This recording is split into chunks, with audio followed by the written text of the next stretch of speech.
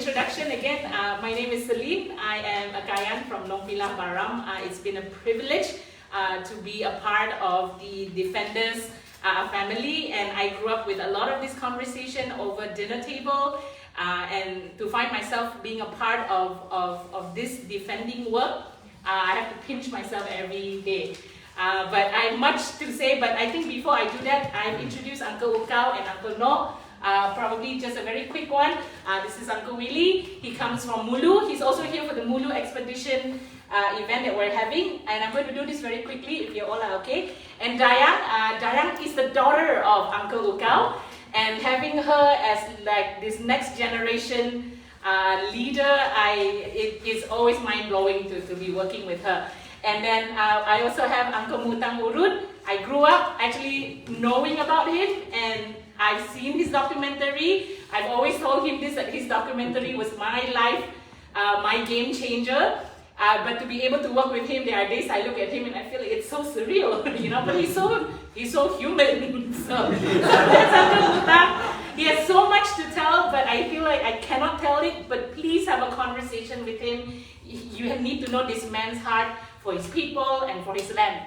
So that's Uncle Mutang. And then we have Uncle Komeok. He calls me Ahong, which is my niece, alright? So although we're not blood related, but he calls me Ahong, which is I'm his niece. So Uncle Komeok is a Penan leader. He also founded another organization, our partner organization called Keruan, which again Dayang is from. And also Leroy, again the next generation. He's a mapper dude. Like you have any conversation about GIS and you want to know about community mapping, Leroy's in the room. So just have that conversation with him as well. So I wanted them to be a part of this, but I will not forget also Ronnie. Okay, so Ronnie, we have Ronnie here. He is all the way from Long Maraan, which is very close to Long Selaan. Okay, so Ronnie, I think this is Ronnie's first time with us. But again, we want to really invest with the next generation. We hope to see more would come, but we traveled very far to be here with you all today. And if you really want to hear more of our stories, we'll be here on the 28th and the 29th still at Royal Geographical Society. So that's a little bit of who we are. And I'm here to tell you a little bit more about what I do in an organization called Save Rivers. So Save Rivers is a 12-year-old non-profit grassroots-based organization. We believe in people's movement. Save Rivers came out from a people's movement where my uncles and auntie, because they heard that this mega hydro dam was going to happen in their area, it's going to displace 25,000 community. They rallied and mobilized themselves. It's the most beautiful thing you could ever see. My uncles, my aunties, my grandmas with tattoos and long ears, marching down like government public areas and demanding that these mega dams would not be built. So this was one of the longest running blockade in Malaysia. It lasted for 2 years. But because of this people's movement mobilization, our highest of state made this statement: if the people don't want the mega hydro dam, we will not give them the mega hydro dam. So for us, it's a people's movement. It started out from that, and Save Rivers wish to just keep that as our DNA till kingdom come. So that's a little bit of the work that we do, but most of you would also know us from the strategic litigation against public participation that we experienced. For the last 2.5 years, my whole energy and mental capacity was dedicated to ensure that Save Rivers would still stay afloat, because we were being sued by a huge conglomerate of a logging company that demanded 5 million ringgit out of a 4-person run NGO. So I honestly tell you, it was one of the hardest years because I didn't know what was going to happen to us as an NGO. Then to understand later that this is actually a trend that a lot of huge corporate power players, industry players do to silence public participation, it really changed our whole defense mechanism. So how did all this come about? It's because of our ally and solidarity. And one successful thing was in in the midst of this all, you had the UN Special Rapporteur for Human Rights Defenders actually calling this as SLAP. So this is such an important thing because my country don't have a legal framework for SLAP. So to have a language that say that this is not defamation, but this is a SLAP, it was very powerful for us. So it just means that our job was justified. Our reports are justified. This is not defamation. This is an act of silencing. So again, this is where so many of you came and supported us. We had so much solidarity. We did the hashtag Stop the Slap campaign. And then in 2023, in September, it was all very K-drama. If some of you watch K-drama, it's just so much, and Spanish soap opera probably. But it came to a point where the day that we were supposed to have the hearing, we received a call from the company's lawyer and told us that let's sign a joint statement together where we're withdrawing the whole lawsuit. And that's a win for us because we didn't have to go through a time-exhausting hearing. Although we were exhausted in our resources, we were only able to stand because of the legal aid, the emergency fundings that came our way. So just to let you know, this experience is very real for a lot of us defenders, and they're using the law to silence you, right? So where we are at now, because of this withdrawal, this is now one of the cases that many of our Southeast Asian counterpart is using as a template. But prior to this, I don't even know what SLAP is. But right now, I could tell you what was our template, what was the move that we took, what was our strategy. But again, all of this was possible because we had people who came in and helped us. So I just wanted to start off with that. It's very long, but we're not done because I have some Q&A. If you have questions, keep it because you're gonna have your opportunity to ask. Okay, so I have people here that we have chosen to have a few Q&A with, and in fact, I'm gonna do like a 3-part to this. And the first one, am I okay, right, with time, right? Perfect. Okay, and I'm not too fast. Okay. Okay. Okay. All right.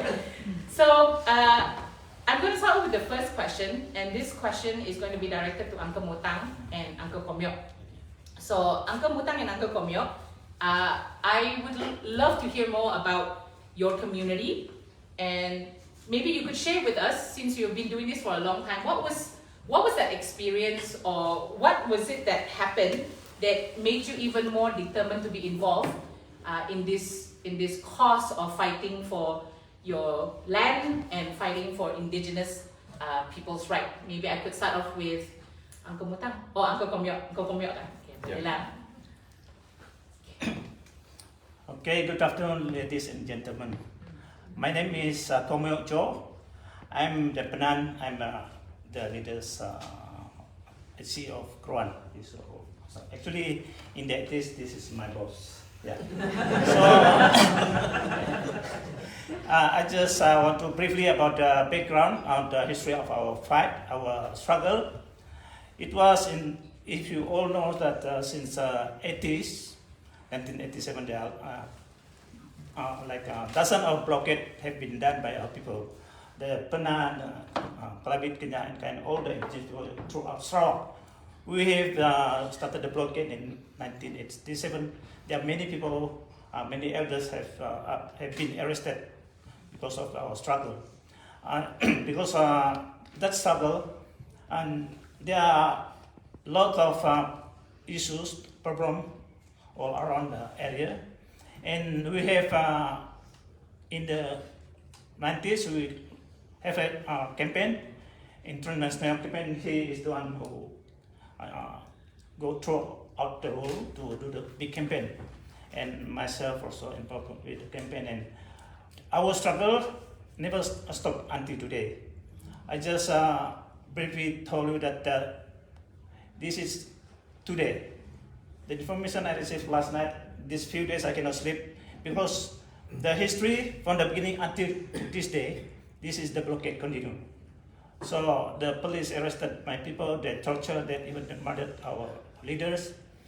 This is really serious issues. Even today, I think it was 2-3 days ago. This one blockade, this police dismantled the blockade. It is happened a few days ago, and this morning they told me this is the photo of the blockade, and this is what happened. They encroached into our forest without free of informed consent, like Celine said just now. This is our experience. If I tell you detail, it takes time. So I make it briefly. There are a lot of blockade. If you want to know, you can ask my people. This is the fresh issues today. The main issue I want to share with you. You can support us, and what kind of means you can support us through campaign or write to our government, whatever. This is the message from the community this morning here. If you want to know more, then come to 29th of this month and 2 days to come. And we can share together. Monday. It's Monday. So I did it briefly because my friend want to say more. If you, the time is. Thank you for the comment.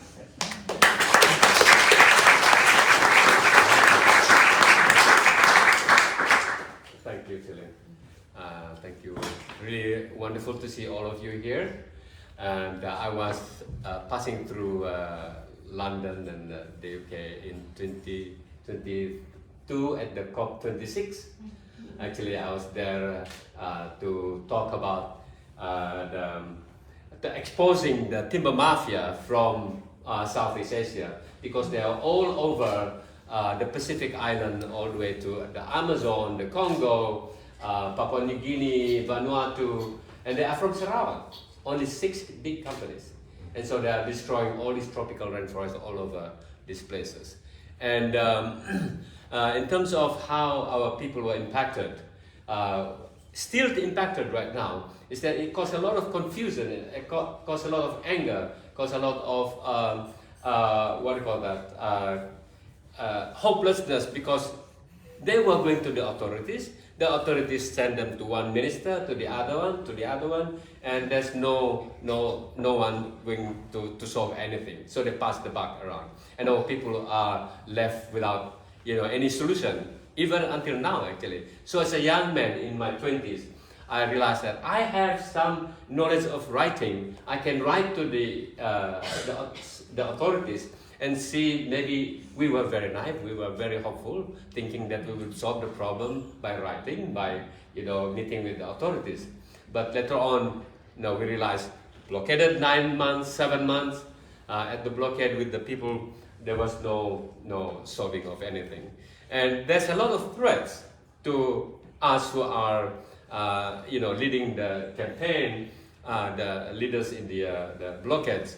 And I myself have been at the blockade, 9 months blockade. I was arrested and put in jail, in solitary confinement, and that did not weaken me. It strengthened me, because I'm now still. It's about 40 years ago.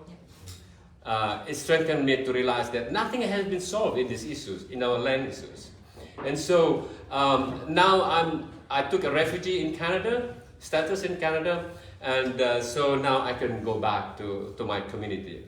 But some of us, like what Celine is saying, we still have threats on our lives. One of our friends, about 5 years, 6 years ago, was shot and being killed on the street because they were against oil palm company, against the destruction of the land.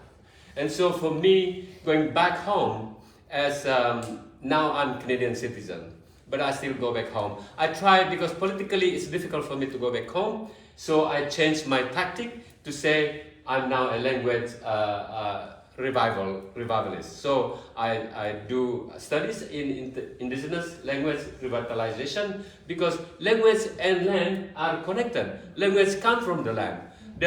If the land disappears, the language will disappear as well. Or if the language disappears, biodiversity disappears. And so there is very interlinked connection with them.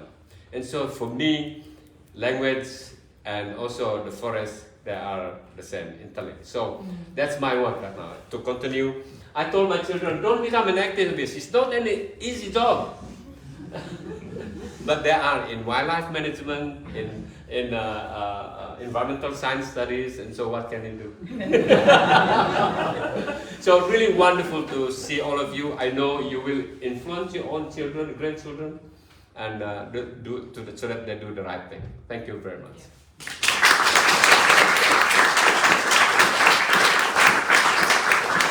Thank you so much, Uncle Mutang and Uncle Komeok. And the next person that I will call is Uncle Willie.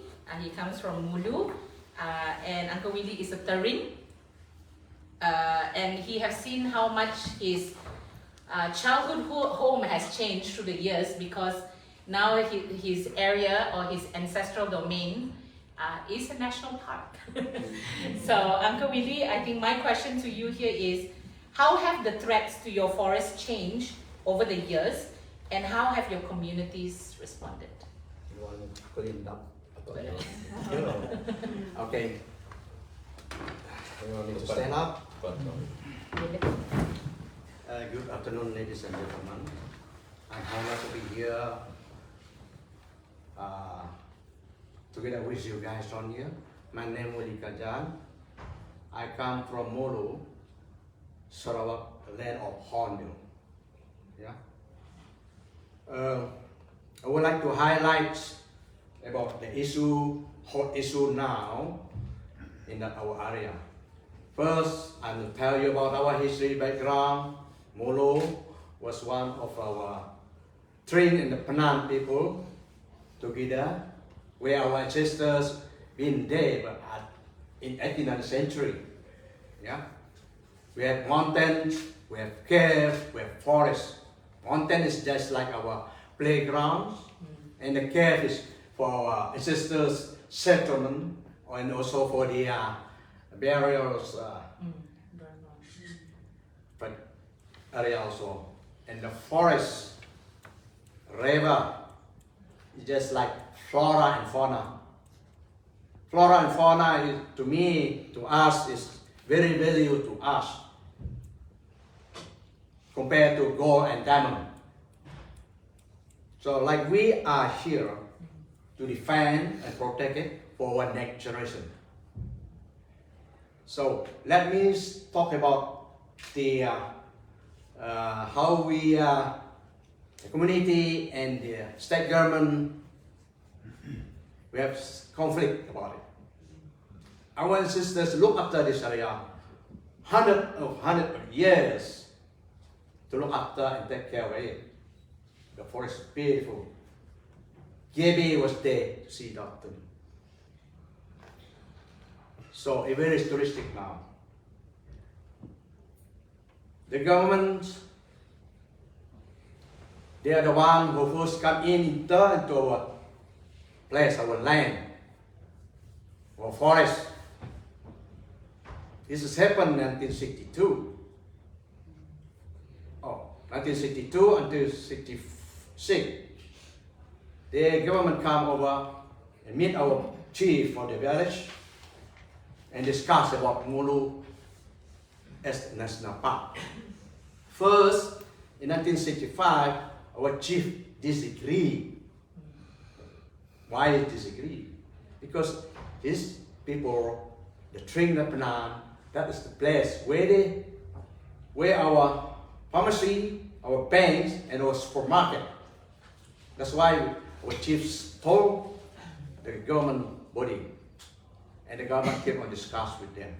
Until 1965, our chief disagreed at all. And then it kept on discussing until 1966. And then he agreed, but with term and condition. That's why we have memorandum of understanding. I dare to challenge that. We dare to challenge that till nowadays. But the government probably they forget about their memorandum of understanding. It has happened that we have conflict.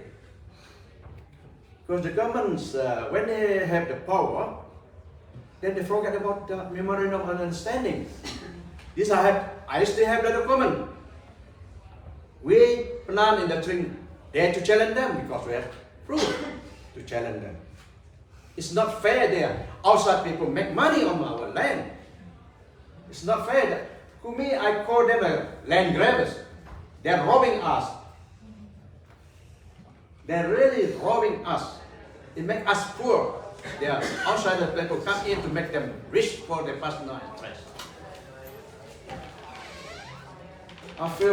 We feel very sad. So, first crisis that they extend the park. That's why in 2011, when they extend the park, but they forget about Memorandum of Understanding in 1962, 1965, 1966. They don't even consult with us, they don't even inform us. This is what they call abuse of power. Yeah? It's very bad. What kind of policy they have? To me, they're mafia. Yeah? So, we have that kind of conflict between the government and us. We don't want them to do that. We want to keep this part for us farming, for us for food trace, for survival. How can the outsiders just grab the whole thing? It's not fair. I feel very upset. When I talk about it, sometimes my tears come out. It's pain in my heart. I've been 4 times arrested. 1994 I was arrested and they locked me up for 14 days. And they tortured me like hell until I started bleeding. It's hurt me. It hurt me. It hurt the Penan people. It hurt the Tring people. Even though I'm the frontliner, Kayan is a new generation. Okao and me was the frontliner to stop the oppression in 2018 also. I got one of the big company want to come into the area, the logging, they try. They proposed to plant some well palm plantation, which is nearby the Mulu National Park. If they do that, the ecosystem will change. This is what we disagree on. Yeah? Anybody of you been to Mulu? No, you've been there. You saw that. It's beautiful, right? If we don't stop that well palm plantation coming to 2018, I don't think that you see the bat come out from the bed again. Even the tourists, they don't come to see the well palm plantation around there. You guys come over there to see the forest, to see the wildlife, to see the mountain, to see the cave, to see the clear water, to feel the climate. Yeah? This is for the tourists who come in. If we don't do that, if they continue to do that, I don't think that you'll have to go there. So we want you guys to support us. Yeah? If support us. Thank you for BMF also. Thank you for Friend of the Earth also. Whoever love nature, please come and support us. This is our challenge. This is our battle to against this kind of criminals destroy the forest, destroy the nature.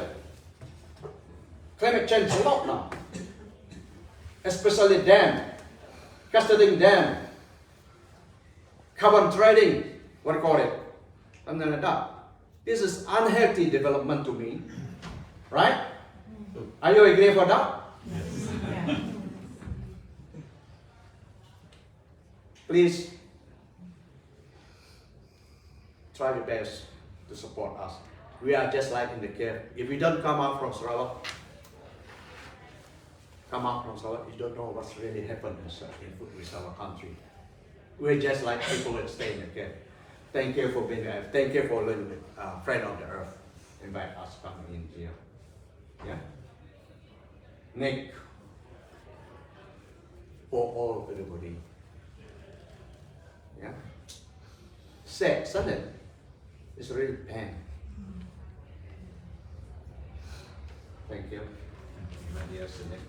Thank you for everybody. Yeah? Please, with the spirit of the nature, we respect them. We respect to the Mother Nature.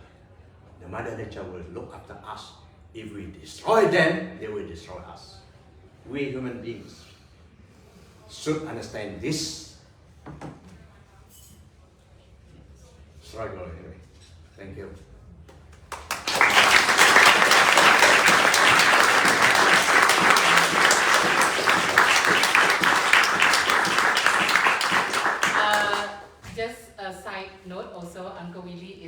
guide at Mulu National Park, and every single time we are there, I would always encourage our friends and even those that are with us to actually invest instead in the local economy instead of staying at the Marriott, which is at the park. So this is not to discourage you to visit the park, but if you do, maybe start sourcing out the ones that are led by the indigenous peoples themselves instead of big corporations. So this is also me advertising that, because he really is one of the best tour guide in Mulu. Gabby would testify.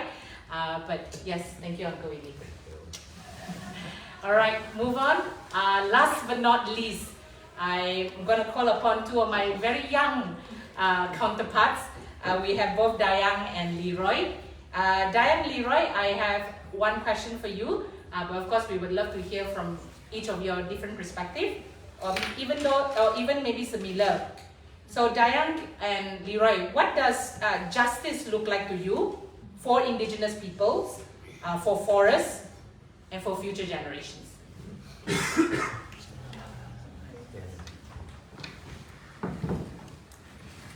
Hi everyone. Hello. Good. It's very glad to be here. Thank you, Celine. So from what we observe and from what we experience and from what we feel, at least for me, the justice that we're looking for, that must change, is in the system, in the government, on how people need to acknowledge how excellent is indigenous people in their protecting, in their as their role to protect the forest. So what often happens is people not acknowledge it. People just maybe see the indigenous people as the ATM, as their like source. But at the end of it, of what they're doing, indigenous people not credit to what they contribute to. So this often happen. So there is must change. Yeah. And also, indigenous people also have the right to govern their land, because they are the the best protector, the best guardian of the forest. They know what is best. In the name of whatever development it is, they know if it's good, they will know. If it's that bad, there is the one who affected. There is the one who feel it, not the outsider, not the maybe government. There is the one who impact most by any project or whatever it is. So that's all I can say, and that's all.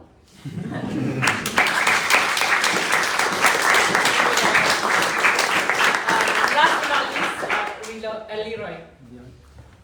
Okay, I'm glad to be here and also nervous, really. A lot of you guys here. So,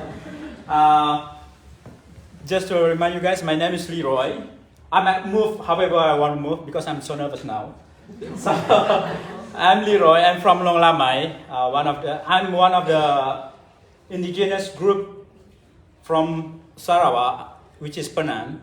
So even your question is like what our perspective, what our hope is, right, on the justice of What does justice look for like for you?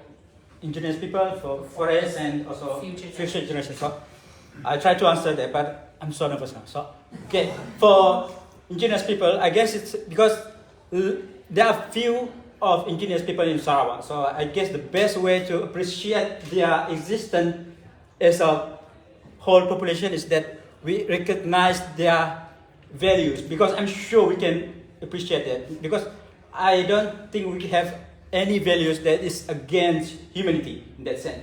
So maybe one way of the justice for these indigenous people would be recognize their indigenous IP, IP. So recognize them in that sense, like however they look like, just appreciate it in sense that we recognize their customary practice and everything. So in that sense, language also, like me, myself, Penan, most of my language is getting faded away with elder generation is leaving me almost alone now. Thank you, I have 2 bosses here. So that's for IP, and then for forest is that, because I'm sure we can find a way how we can live in the forest and modern world together. How come we have hybrid car and flying to the moon and everything, then the land just beside us we cannot appreciate and live together with it? How is that modern? How is that development? And how is that civilized? So I guess the best way, maybe use our clever mind to find somehow we can live together with our forest, with our differences, and maybe embrace our differences with whatever, like human as a group. So I think for the justice for forest is that I do understand that we need to use our forest, but we have to find a way how to use it sustainably. If we can do hybrid car, why not with the forest? Maybe, I don't know. We cannot hybrid forest, I guess. No. Yeah. So, but we can live sustainably in forest. That's what my main idea is. And for future generation, as a Penan and as a world citizen, is that I hope that we can really have a future where we can have our children running around on the green grass and shaded area. I know what, like some people portray that forest is like greenery. For me, at least for me, that would be lies. Greenery is like, I paint the wall green, there will be forest. No. So the greenery is like, the forest is that, like all of the rich biodiversity is there, and together with its life, like fishes, human and animals, and also the sound of it, like the streams flowing by, and then the birds singing, fly around, and all the butterflies. So I wish that we can have that as a justice for our future generation, because I might have slight differences on how we call ourselves. Really, for me, we are not guardian. We are custodian. So we cannot protect it anyhow, and it's not ours. We live here. The best is like 100 years. Like me, I don't think 100 years is too long. So with how I live, I cannot make it to like 90s. So what I can do is that live this world with legacies that I preserve it for my children, my grandchildren. So I guess the calling now is be a custodian of the earth in that sense. Yeah, for our future generation. That's it. Thank you for the opportunity. Thank you for coming.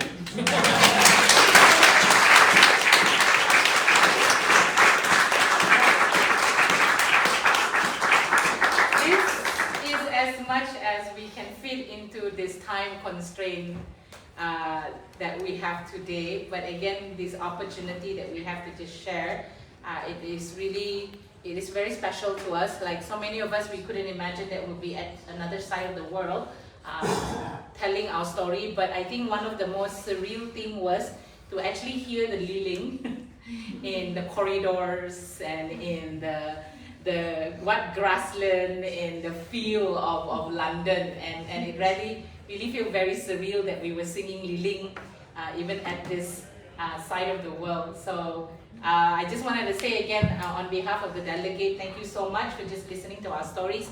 I'm pretty sure again we're just barely scratching the surface. I wanted to even introduce to you some of the work that we're doing on the ground, which is something that is known as Indigenous Community Conserved Area Consortium. We are a consortium of global North and a global South Indigenous peoples. We meet every year in what is known as assemblies or even regional assembly. Like even right now, Southeast Asian Regional Assembly of the ICCAs indigenous community conserved area is actually happening in Lombok, Indonesia. So again, there is this whole collective group of like-minded people, indigenous peoples that are trying to bring in the wisdom that was given to us, that was taught to us, through the years, and to actually tell the world that, you talk about sustainability, that's a new thing for you, but we've been living that for a generation, yo. So these are just some of the things that the consortium just wants to press on, and this is also why the discourse about COP30 is up, because you would have people like a representative like me being a part of the COP30, but I also bring the stories of my people on that platform. There are days I'm very tired of the bureaucracy, but there are also days that we actually see changes happening. My community taught me a lot about hope and resilience, right? So I stand here today because I'm standing on the shoulders of this wonderful, playful giants. They're very friendly, okay? So I'm very honored to be a part of this, but also just to let you know that this is why this discourse of this international platform is brought about, because organizations like ours that is now probably stepping into that role, we are trying to engage this local context into this international global context even, and we have always believed in people's movement, that the people do know and understand what is actually happening, and we need to challenge the system that has been sidelining a lot of these grassroots voices. In fact, I feel like I'm in this room with a lot of people that are doing a lot of grassroots movement. So this is from one grassroots to another. We are kins, and this is why the stories are shared. So this is probably a little bit of the disclaimer and more info, but if you want to know more, please talk to us. But I think we're going into a Q&A. Yes, we are. So we're just working out the times actually. So I think we've got time for a couple of quick questions in here, and then we're going to go into breakout groups, and then there'll be lots of chance to ask you questions and before we come back together at the end at 4:30. And in the breakout groups, you'll be with three. Yeah. You'll each be with three of the Sarawak guests, so there'll be opportunity for further questions there. So has anybody got any questions? Ali and the lady at the back, please. Well, thanks everyone. That's really powerful, incredible stories you're telling them. Powerful and stories are told, and I think for us, I'm sure I'm not speaking just myself, but for everyone here, that we want to know how we can best support you. So I'm interested to hear from you what are the things we can do in solidarity with your communities to help what you're doing.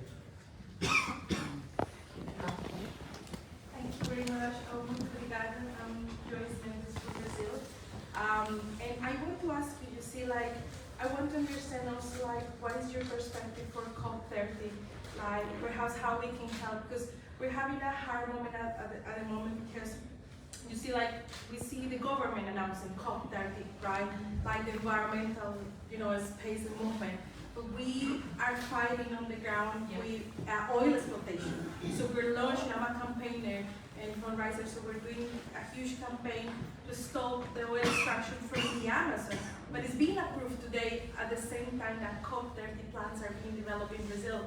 So I want to ask you, because we are struggling at the local and community level to see how we're going to bargain with the government at COP30s, and perhaps I just wanted to hear what are the goals that you have and perhaps how we can help, because we have a lot of as well movement and support in Belém, but we feel a little bit lost in the way that it has been a lot greenwashing, COP30, unfortunately. Thank you.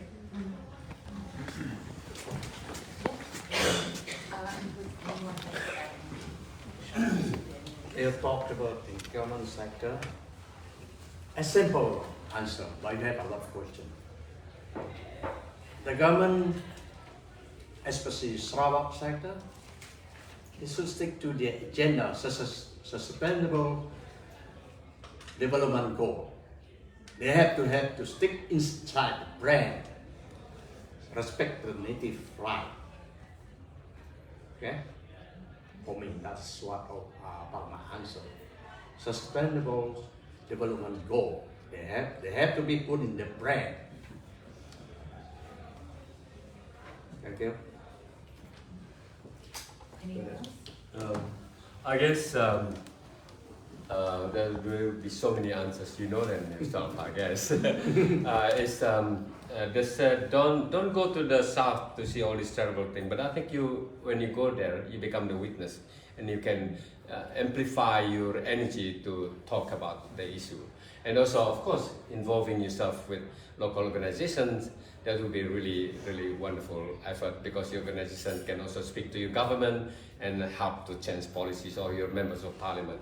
But also, I mean, this is not just environmental, but it's also human dignity involved here as well. And so I think people in the global south need your support, and because at the end of the day, when climate change happens, the people in the global south that are poor can't adapt, because they don't have the means to do that. And I think from here you are able to do that and help the southern communities to adapt to climate change. So there's so many answers to that. Yeah, thank you. Yes. I try to answer very, very quickly. Ali, you were talking about like that relationship between the UKs and Sarawak, like what could happen. I think one our wonderful English friends, you hold a lot of power as a market. For the longest time, one of the uphill battle that we had was when UK was probably the fourth or fifth. Like, correct me if I'm wrong. I'll check that again.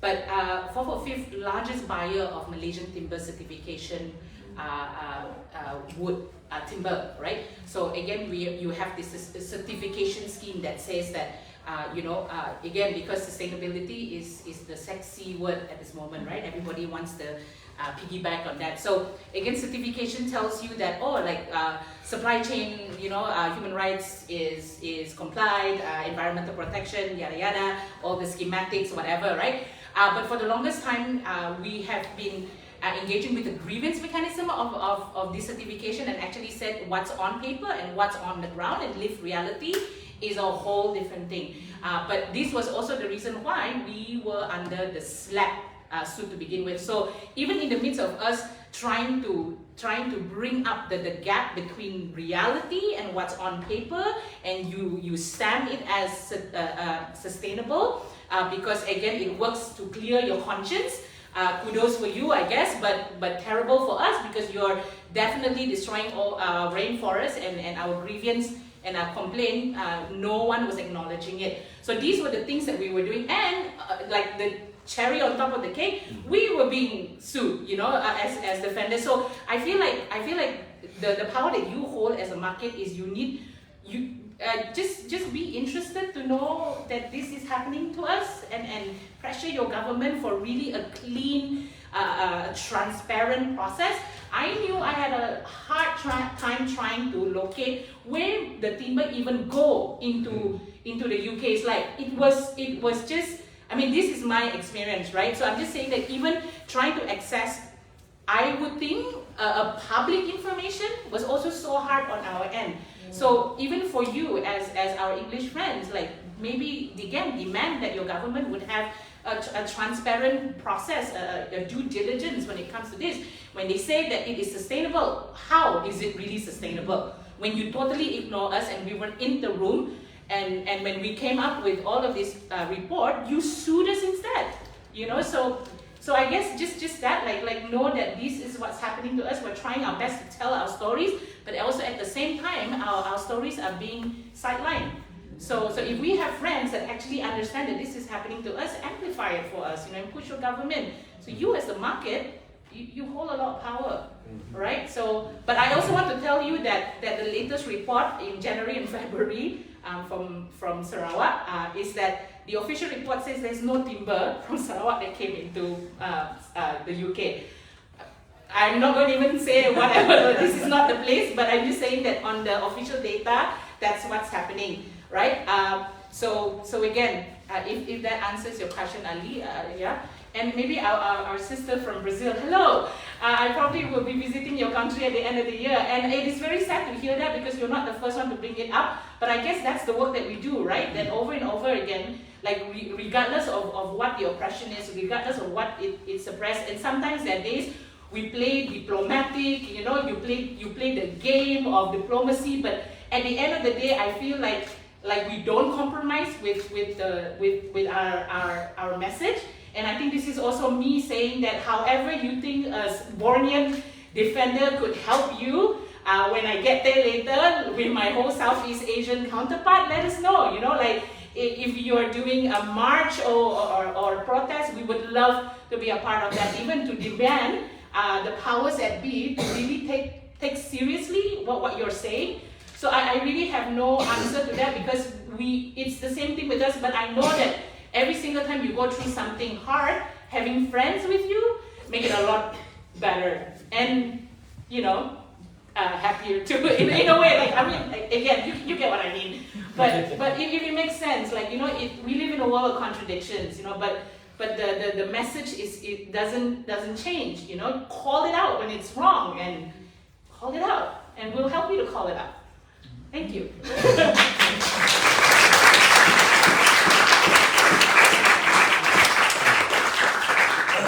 Maybe just one small interjection.